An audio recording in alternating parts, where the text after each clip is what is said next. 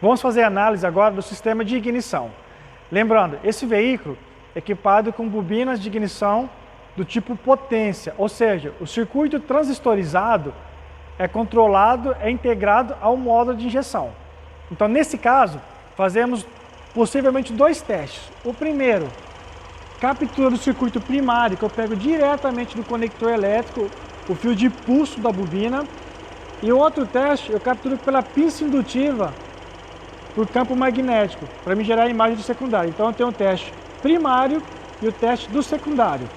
Nesse caso, estamos fazendo o teste simultaneamente e vamos avaliar as imagens.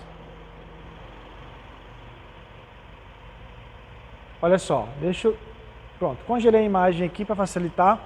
Então aqui eu tenho tempo de chamada, o vermelho é o circuito primário e o em azul o circuito secundário. Aqui eu estou usando atenuador porque eu tenho um pico de tensão em torno de 300 volts. Então, para não danificar o equipamento, eu tenho que instalar o atenuador.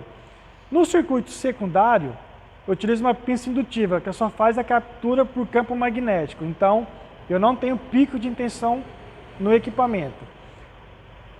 Análise de parâmetros aqui.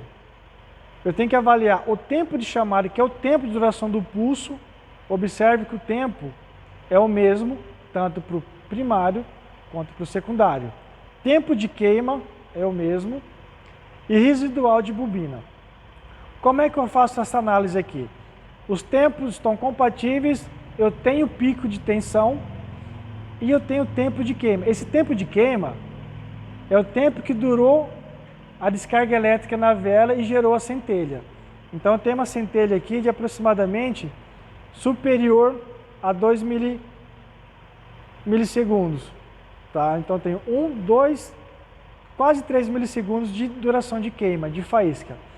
E após essa centelha, eu tenho um residual de carga da bobina, ou seja, a bobina ainda sobrou um pouco de potência. Se eu não tivesse esse residual, eu teria uma bobina comprometida.